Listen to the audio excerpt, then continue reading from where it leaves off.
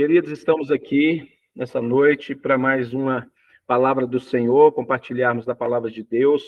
E o título da nossa mensagem de hoje, ela tem um título, é uma mensagem temática, chama Missão e Galardão. É um tema maravilhoso, eu tenho certeza que Deus irá falar profundamente no nosso coração. Missão e galardão. Bom, nós estamos inseridos dentro de uma sociedade em que nós estamos sempre encarregados, incumbidos de algum tipo de missão. Seja do ponto de vista profissional, seja na esfera familiar, seja com um viés econômico, não importa a situação, o ambiente em que estejamos, né, ou a situação e circunstância em que nós estivermos inseridos. Mas sempre e constantemente estamos diante de algumas missões.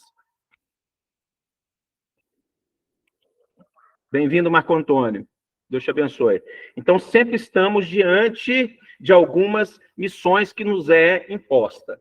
E não diferentemente, dentro do contexto espiritual, cristão, nós também temos os nossos desafios e as nossas missões. De uma maneira extraordinária, se torna muito maior e muito mais importante do que qualquer outro tipo de missão que nós venhamos a executar ou colocar em prática nas nossas vidas. Amém? Bom, vamos lá. O que significa missão? Primeiro, vamos entender o termo, a semântica da palavra missão. Segundo o dicionário, quer dizer o seguinte: missão, dever contraído, obrigação, execução de uma determinada obra, ato de enviar ou de ser enviado, encargo, incumbência, propósito. Amém, queridos? Isso aí traduz muito bem o que significa a palavra missão, tá? E, para isso, eu quero que vocês abram a Bíblia de vocês no Evangelho de Lucas. Nós vamos ler o capítulo 19, a iniciar do versículo 12, vamos ler até o versículo 26. Lucas, capítulo 19, do versículo 12 ao versículo 26. Se trata da parábola das 10 minas, uma parábola muito conhecida por todos, né? E Jesus nos ensinou algo muito profundo aqui nessa parábola. Parábola das 10 minas. Como eu disse no início, a nossa pregação, ela tem um cunho temático, né, sobre missão e galardão.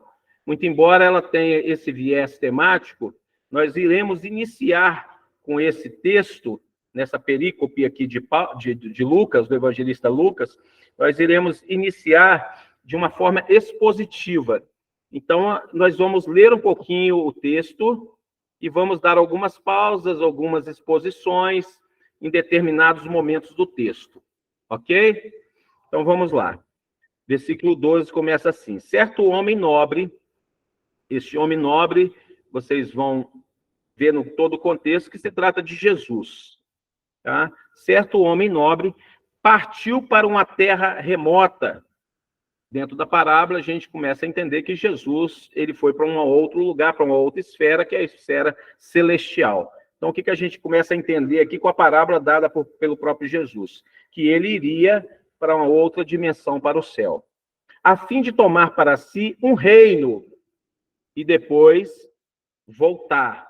Então, nós estamos falando aqui, Jesus está falando que ele iria para um outro local, para um outro reino, que é o reino dos céus, e que depois ele retornaria, ele voltaria para a terra. Né? Nós sabemos que a segunda vinda de Cristo é a parousia, muito bem delineada, né, nas escatologias bíblicas. Versículo 13. E chamando 10 servos seus, aqui entra o teor mais profundo da parábola, ele fala que ele traz para si 10 servos. Ele pega 10 servos e deu-lhes 10 minas. Então, para cada um desses servos, Jesus deu uma mina. Distribuiu 10 minas para 10 servos. Mina é uma equação, era um elemento, né, que tinha um certo valor. Alguns falam que valia 6 meses de trabalho de um operário comum.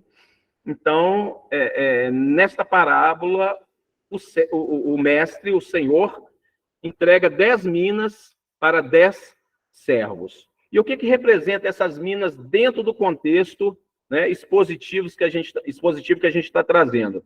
Bom, ele deu 10 minas. Essas minas representam tudo aquilo que Jesus nos concedeu. Todos aqueles atributos, aqueles elementos, aquelas ferramentas que Deus nos concede para que possamos executar a sua missão, né? Que é a base do tema que nós temos aqui, a missão. Então, ele vai e distribui 10 minas. Essas minas, elas representam tudo aquilo que nós temos, tudo aquilo que Deus permite que tenhamos, tudo aquilo que nos é concedido, tanto na esfera material, como também espiritual, né? Então, aqui nós podemos englobar os bens que nós recebemos, que nós temos que utilizar isso dentro da nossa missão, dentro do nosso ministério, dentro da obra que nos é incumbida, os bens, nossos recursos financeiros. Nós sabemos que nós somos meros administradores daquilo que Deus nos dá, né? Mas o objetivo de tudo aquilo que nos é dado é que possamos, de alguma forma, trabalhar e empregar dentro do contexto, dentro das nossas missões, dentro daquilo que Deus espera e atribui a cada um de nós. Mas também não podemos deixar de lado os nossos talentos. E quando fala de talento, falamos de talentos naturais mesmo. Eu tenho um talento, eu sei costurar, eu sei pintar, eu sei tocar, eu sei pregar, eu sei confeccionar roupa. Enfim, são talentos que todo ser humano tem. E também temos o lado espiritual, que são os dons, as ferramentas, os dons espirituais que são derramados sobre cada um de nós. Então, são as minas, dentro da parábola que Jesus trouxe para nós, as minas que o Senhor deixou, incumbiu a cada um. Continuando o texto. E disse-lhes, negociai. Então, o Senhor entregou essas minas a seus servos e falou, negociai até que eu venha, ou até que eu volte. Então, esse Senhor foi para uma cidade distante e deixou os seus servos incumbidos de missões, de fazer com que aquelas minas que ele deixou, aqueles valores que foram entregues aos seus servos, se multiplicassem. Então, ele falou, negociem. Essa foi a missão, negociem. Mas os seus concidadãos odiavam-no. Jesus está se referindo aqui aos judeus. E mandaram após ele embaixadores, dizendo, 2 pontos, não queremos que este reine sobre nós. Está falando dos judeus. Versículo 15. E aconteceu o quê? Voltando ele, então o texto está falando da volta já de Cristo, voltando ele, na sua segunda vinda, depois de ter tomado o reino, que é o que Jesus fará sobre a terra, disse que lhe chamassem aqueles servos, a quem tinha dado o dinheiro, para saber o que cada um tinha ganhado, ou lucrado, ou feito render, negociando, ou seja, cumprindo cada um a sua missão. Ficou bem clara essa exposição? Vamos partir para o versículo 16. E veio o primeiro, dizendo, o primeiro servo, questionado, se levantou e disse, Senhor, a tua mina rendeu 10 minas, ou seja, esse servo pegou a única mina que foi lhe entregue e ele fez com que essa mina se multiplicasse em 10. Versículo 17. E ele lhe disse, bem está, servo bom, porque no mínimo foste fiel, sobre 10 cidades terás autoridade. Eu acho muito interessante essa passagem de Jesus, esse termo que ele usa, porque a gente vai ver essa confirmação lá em Apocalipse.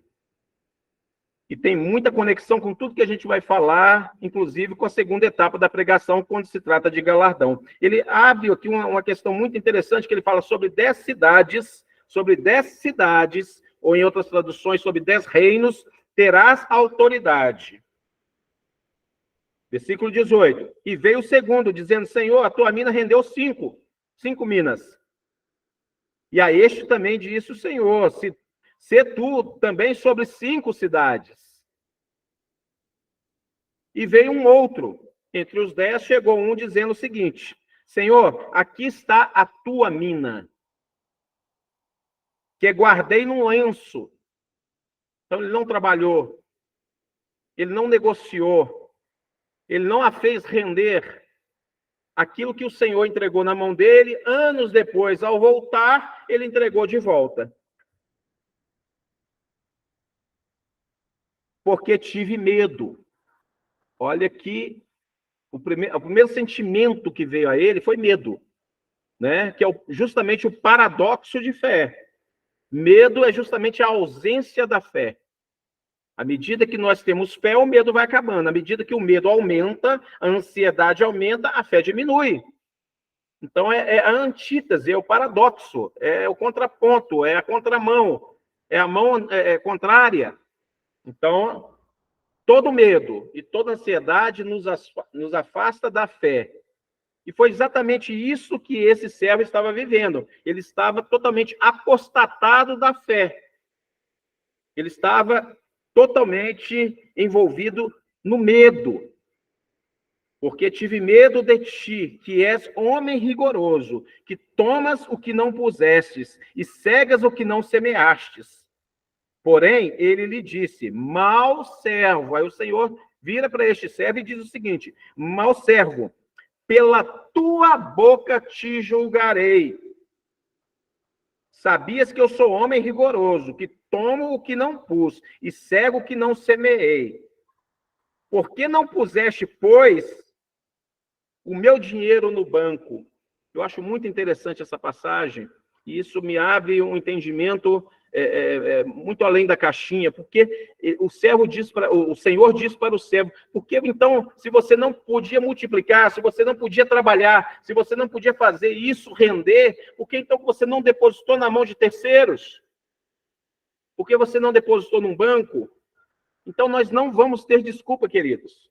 Porque se ainda você não puder fazer alguma coisa, eu não posso executar aquela obra, porque eu estou trabalhando. Então, você tem que financiar aqueles que estão dispostos a fazer. Por isso, pagamos para missões, por isso, pagamos os servos de Deus, os pastores, para poder tomar conta de uma igreja, tomar a frente de uma igreja, pagamos seus salários.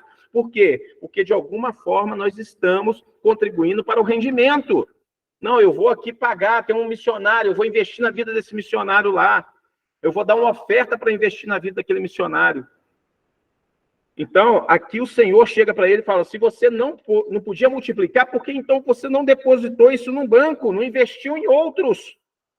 Para que eu, vindo, exigisse os juros, o rendimento daquilo que eu acreditei nas tuas mãos.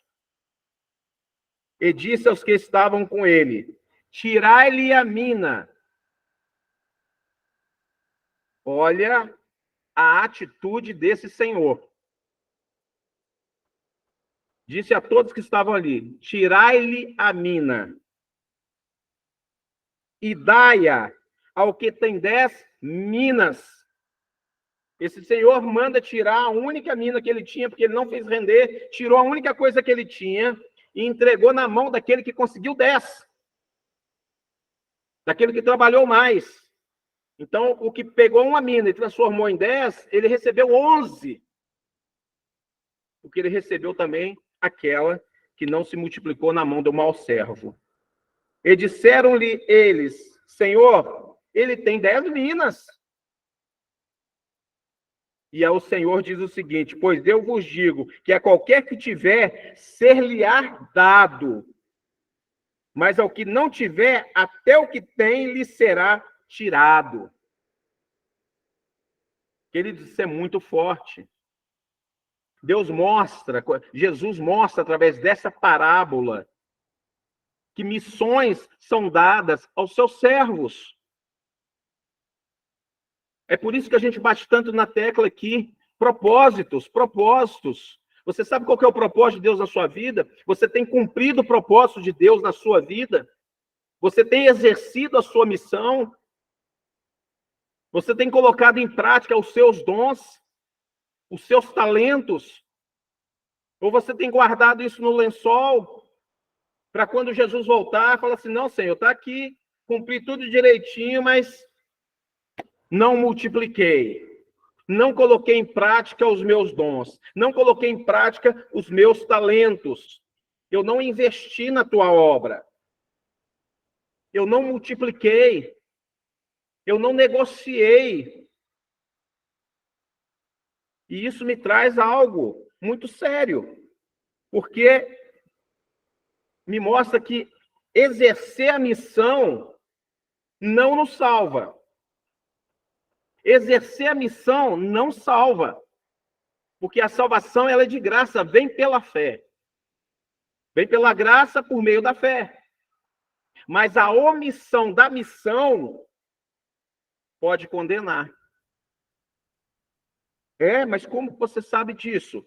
Vejamos o que diz Mateus 24, 14, porque Jesus cita uma outra parábola. Jesus vai lá e cita a parábola dos talentos.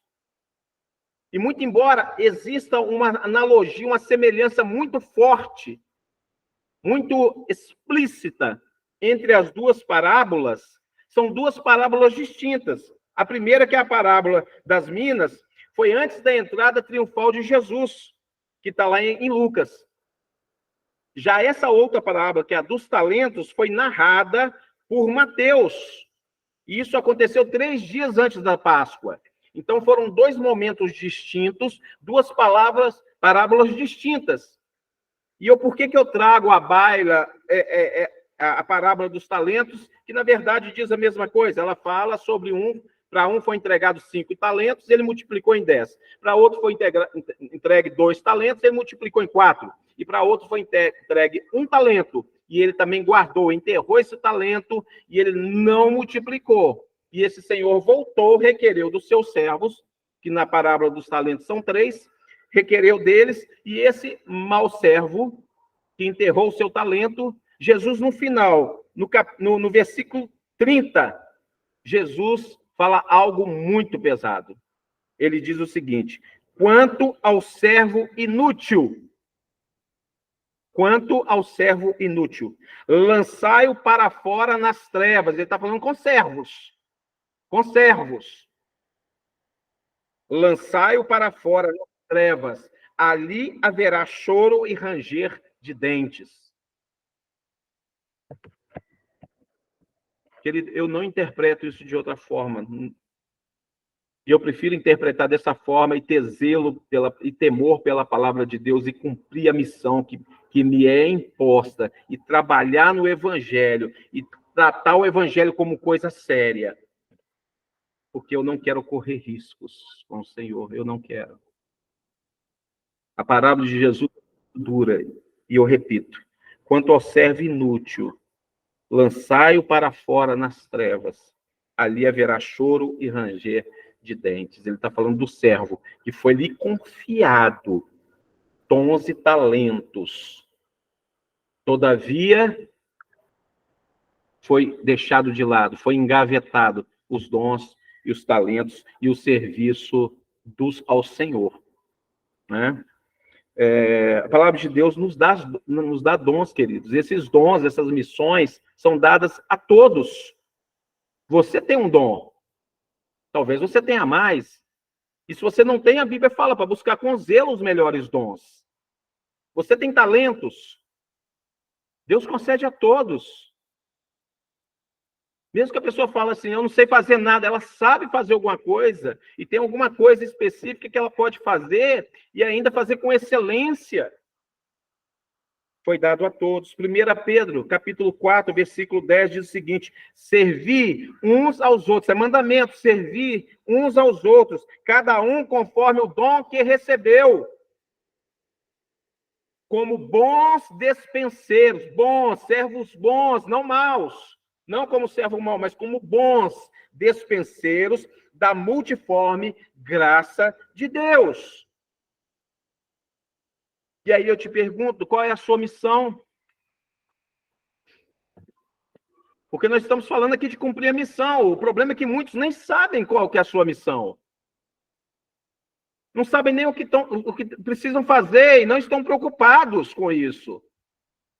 Vai chegar o dia em que o Senhor vai voltar e vai lhe cobrar: fulano, cadê o talento que eu te dei? O que você fez com o dom que eu te dei? Qual é o seu dom? Qual é o seu dom? Qual é o seu talento? Como que você tem empregado isso? Como que você tem exercitado isso na sua vida? Agora, você sabe o que eu acho mais impressionante disso tudo? É o amor de Deus, a graça, a misericórdia de Deus para conosco. Porque, veja bem, Deus nos concede a salvação por meio de Cristo. A salvação vem a nós, queridos. Por isso que seremos inexcusáveis, não haverá desculpa, porque a salvação vem a nós de graça. Nós não precisamos pagar por isso. Mas Deus nos incumbe de missão e de ação, da obra dele. E o mais impressionante é que, não obstante a salvação venha até nós de graça, Deus nos promete que tudo que fizermos, que toda ação, que toda obra que executarmos, que toda missão que nós cumprirmos, nós teremos uma recompensa. Na verdade, essa missão deveria simplesmente ser uma obrigação nossa, já que a salvação vem sobre nós de graça. Então, por uma questão meramente de gratidão, nós deveríamos fazer tudo por amor. Mas Deus, em plena ciência da condição humana, da condição de fragilidade, de limitação humana, Deus fala, não, mas tudo que vocês fizerem, vocês vão receber a recompensa. Então, ou seja, Deus nos dá como herança o reino dele. Isso é salvação, isso é de graça. Então, nós herdamos de graça. Mas o galardão vem pela obra, segundo tudo aquilo que nós fizermos. Nós estamos falando do tribunal bema de Cristo. E aí eu entro nessa questão do galardão, que é a premiação, que é a recompensa que nós temos por tudo aquilo que nós fazemos. Queridos, tudo que nós fazemos pelo Senhor vale a pena. Não só porque nós não queremos ser considerados maus servos, servo infiel, que não colocou em prática tudo aquilo que eu lhe entreguei. Mas nós temos que fazer, queridos, por outras razões, por gratidão a Deus por tudo aquilo que a gente fez. Eu sei, por mais que a gente faça, a gente nunca vai pagar o preço que foi pago. Mas é o sentimento de gratidão que tem que gerar em nós a vontade, a motivação de trabalhar, de cumprir, de fazer a obra do Senhor. E aí vem a recompensa, que é algo que nós nem merecíamos, e Deus novamente nos recompensa. Não, tudo aquilo que vocês fizerem para a minha obra, toda missão que for cumprida, vocês terão galardão no céu. A palavra galardão vem do grego mistos, que significa recompensa. Qual o significado dessa palavra? Obter uma recompensa de serviços valiosos. Significa também receber um prêmio merecido. Obter honra por ação ou por ato de bravura. Receber glórias por seus atos. Isso significa galardão. E eu quero destacar aqui 3 pontos, 3 atributos tremendos do galardão. Primeiro, o galardão é uma promessa de Deus. Então podemos estar seguros, porque há segurança na promessa de Deus. Aquilo que Deus promete, Deus cumpre. Apocalipse capítulo 22, versículo 12, diz o seguinte: e eis que venho. Olha o que Jesus está falando aqui, queridos. Olha o que o Espírito diz à igreja: e eis que venho, e o meu galardão está comigo. Jesus está dizendo, eu venho, eu estou voltando, eu sou o Senhor que foi até o céu e vai retornar. E o meu galardão está comigo, para dar a cada um segundo a sua obra, segundo a missão que você executou. Então Jesus está prometendo, o galardão está na mão dele, a recompensa está na mão dele, para dar a cada um segundo a sua obra. Apocalipse capítulo 2, aí eu vou ler o versículo 25 e 26, diz assim, mas o que é uma continuação do que a gente está lendo, mas o que tendes, Mas o que tendes? Tendes o quê? O galardão. Retende-o até que eu venha. Preste atenção nesse texto, queridos. É muito importante para que você possa entender o conteúdo da mensagem. Mas o que tendes, tudo aquilo que você conquistou, todo o galardão que você já conquistou pelas obras que você já executou. Preste atenção. É muito importante isso para o seu conhecimento. Mas o que tendes, retende-o até que eu venha, guarde-o. Mas guardar por quê, pastor? Posso perder? Vamos ver o texto, vamos ver, vamos fazer uma hermenêutica de tudo aqui. Mas o que tendes, retende-o até que eu venha. E ao que vencer e guardar até o fim as minhas obras,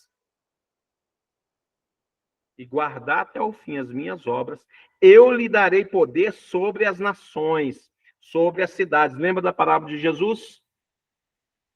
Deu 10 cidades, deu 5 cidades, 5 reinos, 10 reinos. Apocalipse vem, numa exegese tremenda, linda, dizer, e eu te darei poder sobre as nações. Ô, pastor, mas que nações é essa? Que galardão tremendo é esse? Não é tema nosso hoje. Estudem, quem quiser participar da aula de escatologia, a gente está falando sobre tudo isso, e é lindo, é maravilhoso. Mas olha a promessa que Deus... Isso é uma promessa, queridos. Temos que tomar posse dessa promessa. Se você guardar até o fim as obras do Senhor e reter aquilo que você já teve, você ganhou, Deus lhe dará poder sobre as nações. E aqui eu entro até como um texto explicativo de tudo isso, o outro título, que o galardão depende de cada um. O galardão depende de cada um. O seu galardão depende de você mesma. Depende de você mesmo. E eu quero que você preste muita atenção agora nesse texto que eu vou ler, da primeira carta aos Coríntios, capítulo 3, versículo 6 ao versículo 15. É muito importante a gente entender o galardão. Isso aqui, para mim, é o princípio básico do galardão, esse texto de Paulo. É muito interessante porque ele explica justamente sobre essa questão que fala em Apocalipse, sobre o guardar, reter aquilo que você conquistou.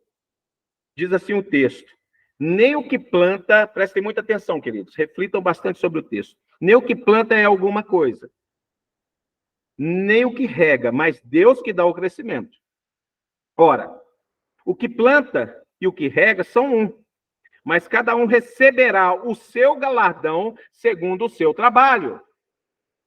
Cada um receberá o seu galardão segundo o seu trabalho. Porque nós somos cooperadores de Deus. Vós sois lavouras de Deus e edifício de Deus. Ou seja, uma obra, uma construção, um edifício. Segundo a graça de Deus que me foi dada, pois eu, como sábio arquiteto, aquele que constrói, sábio arquiteto, o fundamento, e outro edifica sobre ele. Qual fundamento? Jesus. Então, nós fazemos a nossa obra sobre o fundamento que é Jesus. Construímos a obra. Mas veja cada um como edifica sobre ele. Ele quem? Jesus. O fundamento. Então, aqui Paulo está alertando o seguinte, olha, Jesus é o fundamento. E sobre ele nós edificamos a obra de Deus. Agora, ele alerta. Veja cada um como vocês estão edificando isso. Ou seja, como vocês... Ele não está falando com pessoas que não trabalham. Ele está falando com pessoas que já estão praticando a obra. Então, é necessário nós fazermos a obra como nós entendemos no título passado.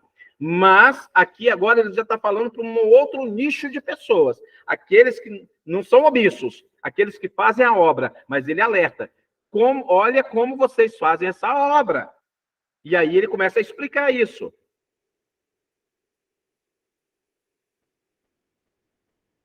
Porque ninguém pode pôr outro fundamento além do que já está posto, o qual é Cristo Jesus. Ele já está explicando sobre o fundamento.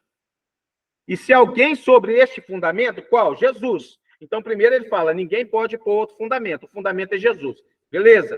E agora ele está começando a falar sobre aqueles que estão fazendo, edificando obras sobre Jesus. Olha só. E se alguém sobre este fundamento, ou seja, sobre Jesus, formar um edifício de ouro, prata, pedras preciosas, madeira, feno e palha. Então, ele coloca 4 elementos da natureza.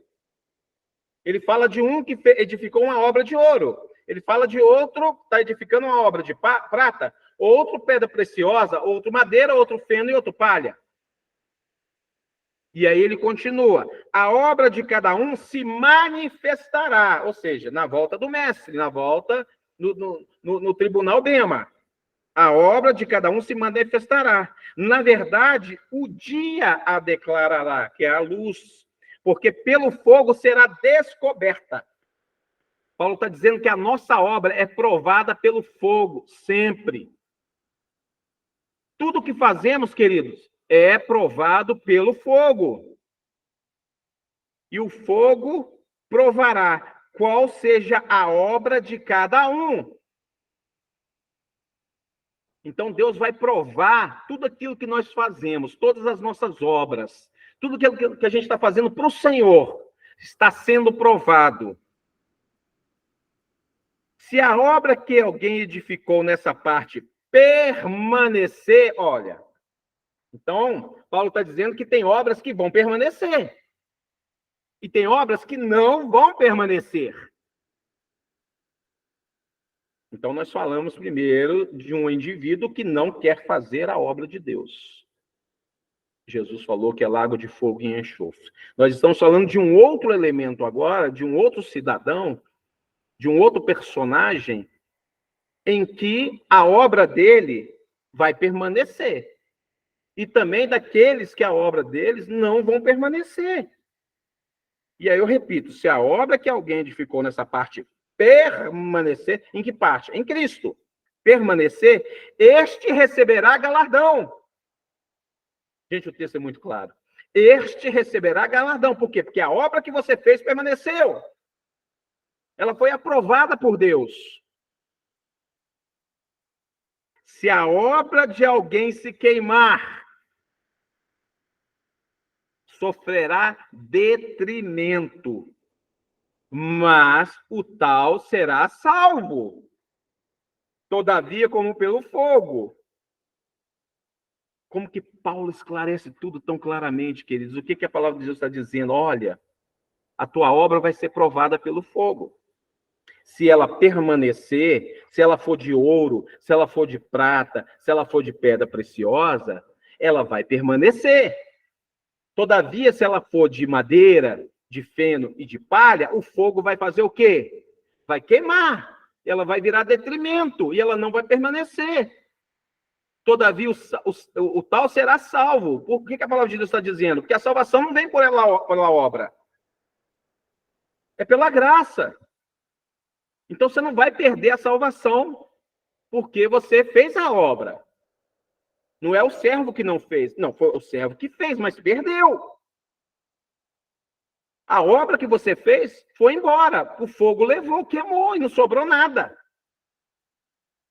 Você não perdeu a salvação. Por quê? Porque é pela graça. Foi porque Cristo foi crucificado na cruz. Então não há por que perder. Mas a tua obra se perdeu. E você perdeu o seu galardão.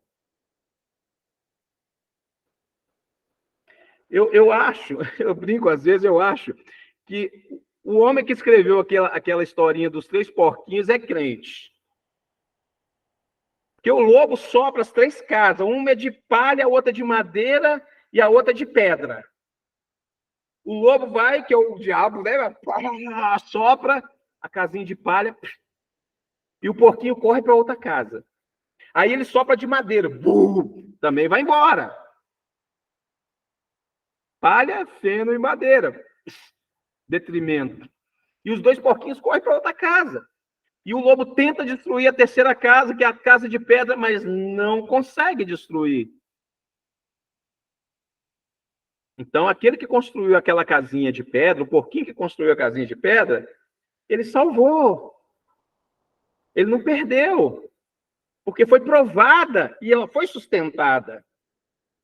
Os outros 2 porquinhos também não perderam, foram salvos, eles não morreram, mas perderam tudo aquilo que eles construíram, porque não foi com excelência. Foi uma obra feita relaxadamente, com material, não foi material de primeira. Tudo que fizemos para o Senhor, façamos com material de primeira. Vamos fazer com excelência, vamos dar o nosso melhor, vamos entregar o nosso melhor, porque aí Deus vai provar e falar assim, não, essa casa é de ouro, essa construção é de ouro, é de prata, é de pedra, e nada pode destruir. E nada pode destruir. Segundo João, capítulo 1, versículo 8, diz assim, olhai por vós mesmos, para que não percamos o que temos ganhado. Antes recebamos o inteiro galardão. Olha, João confirmando essa palavra. Vou repetir. Olhai por vós mesmos, para que não percamos o que já ganhamos, o que temos ganhado. Antes recebamos o inteiro galardão, ou seja, para que não possamos perder nada do que a gente ganhou, não é a vontade de Deus. Então, nós podemos perder? Podemos. E existem várias formas de se perder isso. Vamos lá? Olha só, como que a gente pode perder isso? De várias maneiras. Vamos ver o exemplo? Olha só, Mateus, capítulo 6, versículo, nós vamos ler o versículo 1, pular para o 5º e depois para o 16º. Mateus, capítulo 6, nós vamos ler o versículo 1º, o 5º e o 16º. Diz assim a palavra de Deus. Eu vou antecipar, querido, senão não vai dar tempo da gente concluir. Diz assim a palavra de Deus. Guardai-vos de fazer a vossa esmola diante dos homens, para sermos vistos por eles. Aliás, não tereis galardão junto do vosso Pai que estás nos céus. Então, se você faz uma obra visando a honra para você, a glória para você, você já não tem galardão por aquilo ali. Ah, eu fiz a obra, foi uma obra maravilhosa. Glória a Deus, você tem galardão. Mas essa obra está sendo provada. Deus te colocou diante de uma situação e nessa situação você começou a se exaltar perto de todo mundo. Olha, eu sou o cara, eu sou o bonzinho, eu sou um abençoado, porque eu fiz isso com o intuito no seu coração, não de testemunhar das glórias de Deus, das bênçãos de Deus, mas com o intuito de glorificar a si mesmo, de buscar a honra para si mesmo. Por isso que ele fala, quando você der uma esmola, não avisa, que sua mão direita faz, a esquerda não precisa saber. Ah, eu estou ajudando o irmão, estou abençoando o irmão. Glória a Deus, faça isso em silêncio, faça em oculto, e o Pai que está no céu te abençoará. Versículo 5, e quando orares, não seja como os hipócritas, pois se comprazem em orar em pé nas sinagogas, e às esquinas das ruas para serem vistos pelos homens. Em verdade vos digo que já receberam o seu galardão. Queridos, quando nós queremos usufruir aqui na terra das coisas que são celestiais, nós já estamos usando o nosso galardão. Eu fico pensando naqueles irmãos que oram assim, eu decreto, eu sou filho do Deus vivo, Deus só tem que me honrar, você tem que honrar teu filho, me dá uma casa, me dá um carro, me dá isso, me dá aquilo, e começa a exigir isso do pai. Beleza, Deus vai dar, queridos. Toma, meu filho, você quer? Toma aqui, ó. Não quer saber nem minha vontade, você está exigindo porque é filho, toma. Você vai chegar no céu e falar, Deus, e cadê o meu galardão? Eu falei, o galardão você já recebeu, tu pediu casa, eu dei, tu pediu carro, eu dei. É, querido, não é uma palavra boa de ouvir, né? Mas nós precisamos saber disso. 16, e quando jejuardes, não vos mostreis contristados como os hipócritas, porque desfiguram o rosto, para que aos homens pareça que jejuam.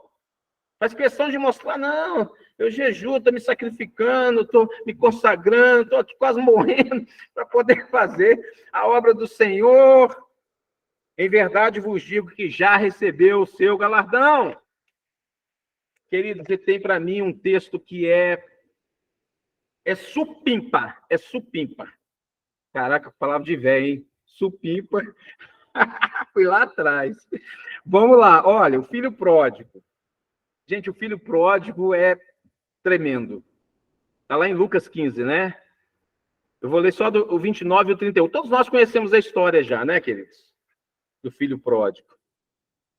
E é muito interessante porque você vê justamente nessa parábola de Jesus, mais uma parábola de Cristo, ele mostrando justamente isso.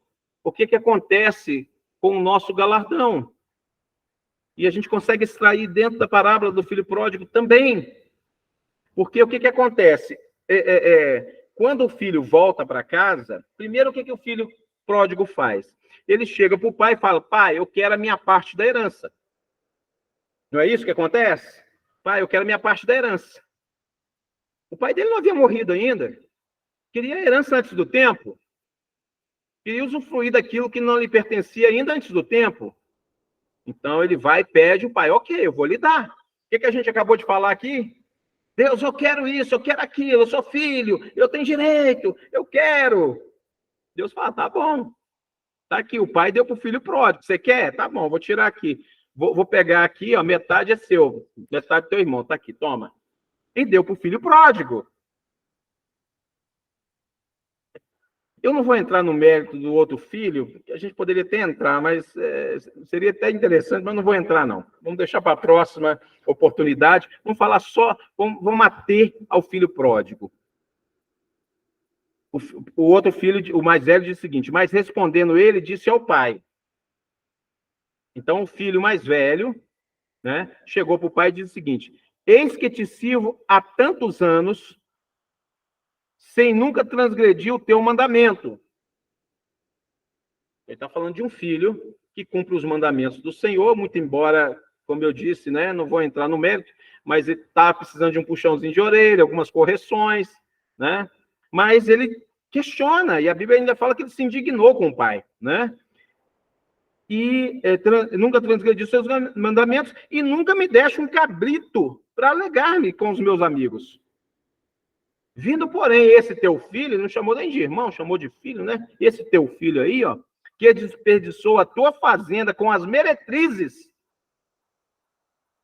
mataste-lhe o bezerro cevado. Até aí nós conhecemos toda essa história, ok, né?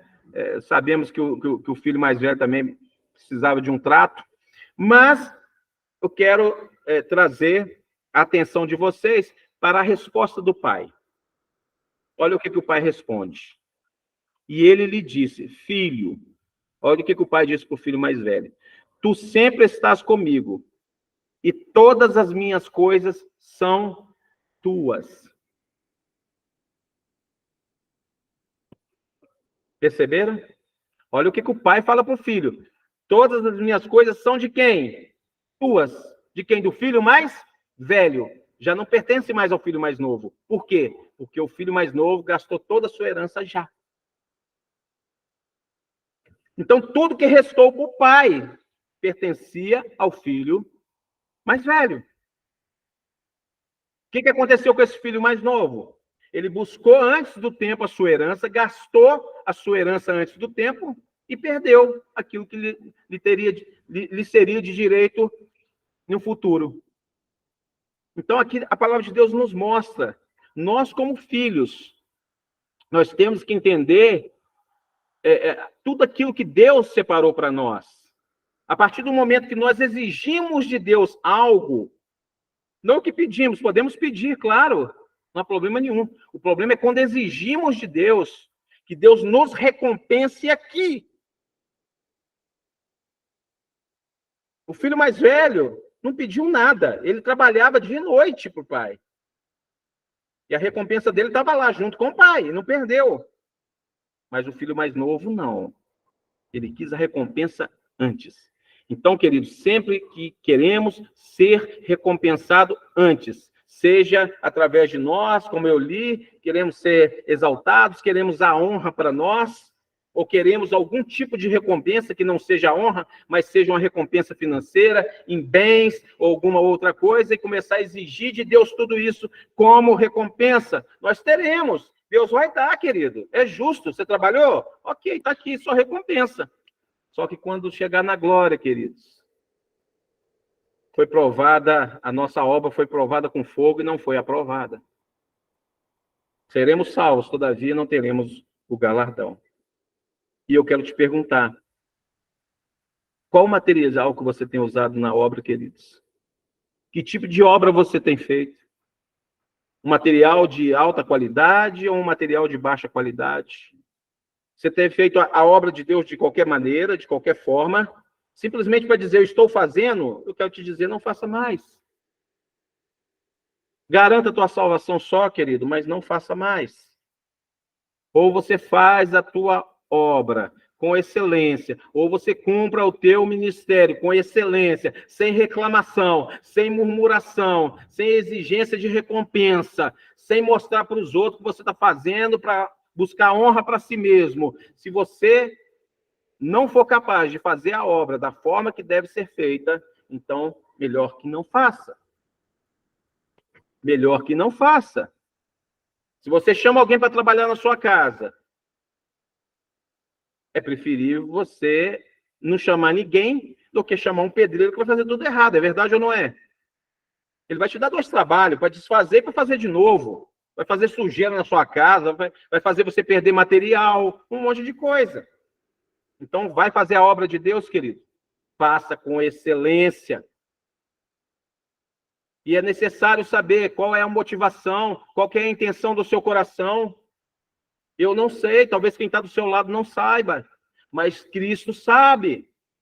Deus está o tempo todo nos provando para saber como é a tua obra. Dê o melhor, querido, de si. Dê o melhor. O galardão vale a pena. E aí a gente entra na terceira etapa. O galardão é muito superior à missão. Nós falamos de missão e de galardão.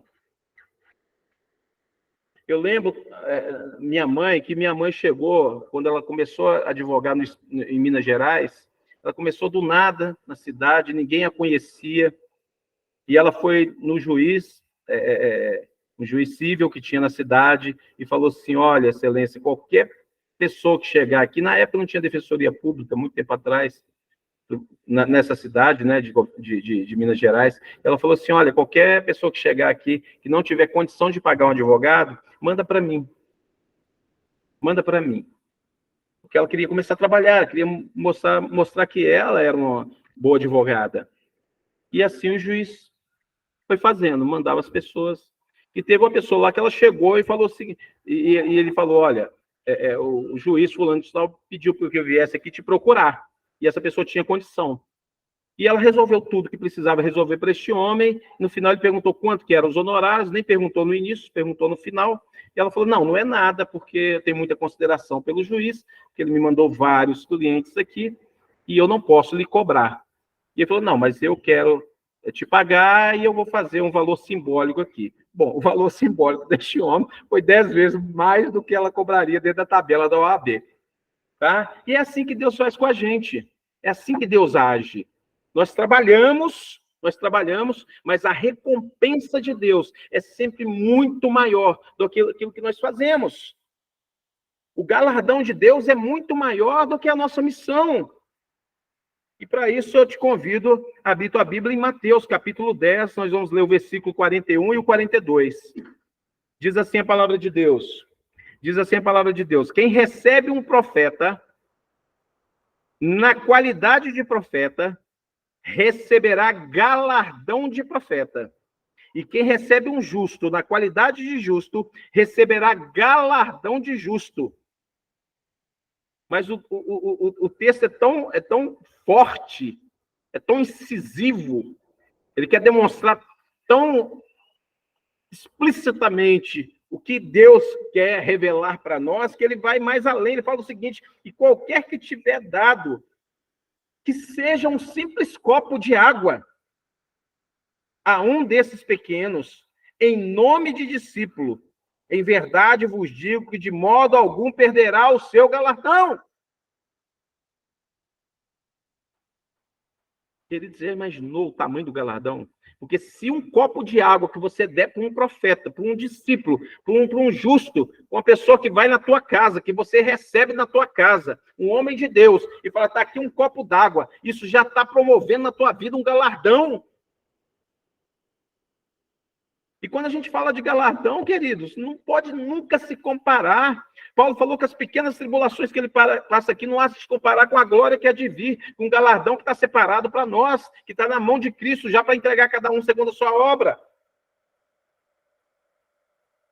Então não se compara. Efésios capítulo 3, versículo 20, diz o seguinte: Deus é poderoso para fazer tudo, muito mais abundantemente, além daquilo que pedimos ou pensamos, segundo o poder que em nós opera. Posso repetir, queridos? Deus é poderoso para fazer tudo. Tudo. Muito mais abundantemente. Muito mais abundantemente. Deus escolhendo termos para mostrar para a gente, é muito mais abundante do que vocês imaginam. Além daquilo que pedimos ou pensamos. Por mais que venhamos a pedir alguma coisa, o céu que Deus tem a oferecer para nós, o nosso galardão, é muito mais do que pedimos ou pensamos. E nós já provamos isso aqui nessa terra. Quantas vezes Deus promete algo para nós, ou nós pedimos algo para Deus espiritual, que quando acontece, vem de uma forma surpreendente, vem muito maior do que a gente imaginou. Deus nos surpreende sempre. E irá nos surpreender eternamente, irá nos surpreender no céu, irá nos surpreender com galardão. Só que me incomoda muito saber que muitos perderão seus galardões, muitos não terão galardão, muito embora esteja no céu. Eu quero encerrar, queridos, já são 9 horas, eu quero encerrar deixando um texto para nossa reflexão. Um texto de ânimo, tá, queridos? Porque nós sabemos que a nossa vida é dura, e Deus sabe disso. Nós vivemos num mundo, num sistema em que tenta todo o tempo nos escravizar, nos amedrontar, nos colocar numa condição de refém de um sistema podre, hipócrita, que exige de nós que tenhamos mais do que precisamos e coloca em nós um desespero, muitas vezes, para cada vez mais ter mais coisas, e muitas vezes deixamos de lado até a nossa família, deixamos de lado a obra de Deus, a missão que nos é imposta, não fazemos pensar, não deixa-nos pensar sobre os nossos galardões, sobre as nossas recompensas, sobre as nossas premiações, e aí a gente começa a focar com as coisas deste mundo, começa a ocupar a nossa mente todo o tempo com as coisas desse mundo, toda a nossa energia é afunilada para as coisas deste mundo, para coisas. E acabamos por colocar Jesus num plano inferior, aquém do patamar de onde ele deve estar. E esse texto descreve muito bem isso. 2 Coríntios, capítulo 4, versículo 16 ao versículo 18. Eu vou esperar vocês abrirem a Bíblia, queridos, porque é um texto que vocês devem levar consigo e sempre meditar nele. 2 Coríntios, capítulo 4, versículo 16 até o versículo 18. Diz assim a palavra do Senhor: portanto, não desanimamos. É um texto de motivação de Paulo. Não desanimamos. Ainda que o nosso exterior esteja se desgastando, o nosso interior está em plena renovação, dia após dia. Irmãos, assumam, agarrem essa palavra, queridos. Temos que por fora a gente seja destruído. Por dentro a gente está se revigorando. Estevão, quando estava sendo apedrejado ali, o corpo dele estava sendo mastigado, arregaçado, arrebentado, mas por dentro ele ria, ele sorria, ele glorificava a Deus, ele viu Jesus à destra do Pai. Por dentro ele se regozijava, pois as nossas aflições, leves e passageiras, olha o que Paulo está dizendo para nós, é um apóstolo que sofreu todo tipo de perseguição, de agrura, pois as nossas aflições, leves e passageiras, estão produzindo para nós uma glória incomparável. incomparável, que não se compara a nada, de valor eterno. Queridos, se a gente não focar nisso, se a gente não acreditar nisso, se a gente não viver calçado nisso, a gente não dá conta, queridos. Tudo que a gente vive aqui é tão passageiro, é tão rápido. Nós não moramos aqui, nós não somos daqui, querido. Nós não temos nada. O sujeito pode comprar o mundo todo. Ele paga imposto para ter isso, ele paga tudo, ele morre e não leva nada. Nós não temos nada. Sendo assim, fixamos nossos olhos, não naquilo que se pode enxergar. Paulo está dizendo, para de olhar para as coisas dessa terra, mas nos elementos que não são vistos, pois os visíveis são temporais, acabam, ao passo que os que não se veem são eternos. A morada eterna do cristão.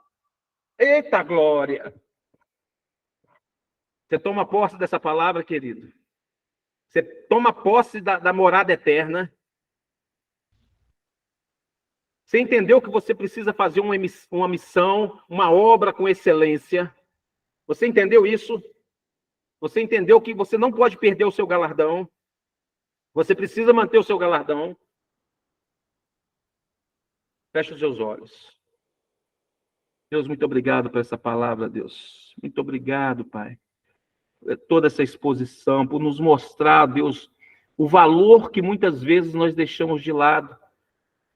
Perdoa, Deus, muitas vezes tiramos a visão daquilo que é eterno e colocamos os nossos olhos contemplando aquilo que é terreno, aquilo que é temporal, aquilo que é passageiro, aquilo que é destruído, aquilo que se acaba, aquilo que envelhece, mas aquilo que é eterno não, Deus. E nós cremos na morada eterna. Jesus disse que está tudo preparado já para nós, Deus. Deus, que possamos ter o compromisso no nosso coração de fazermos o melhor para o Senhor, cumprirmos as nossas missões, desenvolver os nossos dons, colocar em prática os nossos talentos e dizer e tomar consciência de que tudo que temos pertence ao Senhor. Colocarmos tudo isso em prática, Deus. E que para tudo isso, tudo que for feito, seja para a honra e glória do Senhor, nunca de nós, Pai, mas do Senhor. Obrigado, Deus, pela tua palavra. Obrigado, Deus, porque mesmo sem merecer, o Senhor irá nos dar a recompensa de tudo que fizermos aqui. Muito embora a nossa salvação veio de graça, o Senhor nos recompensará por toda a obra feita com excelência aqui nessa terra. Obrigado, Deus, pelas tuas promessas. Obrigado, Deus, porque tu és um Deus amoroso, que muitas vezes nós não conseguimos compreender, Deus, porque foge ao nosso entendimento. É muito além daquilo que nós entendemos como amor, vai muito além disso. Que eu possa, Deus, construir em nós um caráter genuíno de um verdadeiro cristão, Pai.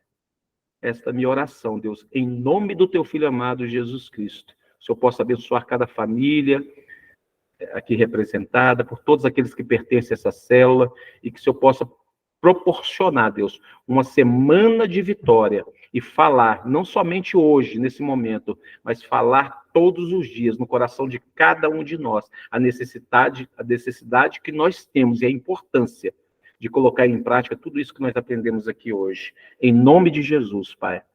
Amém. Amém.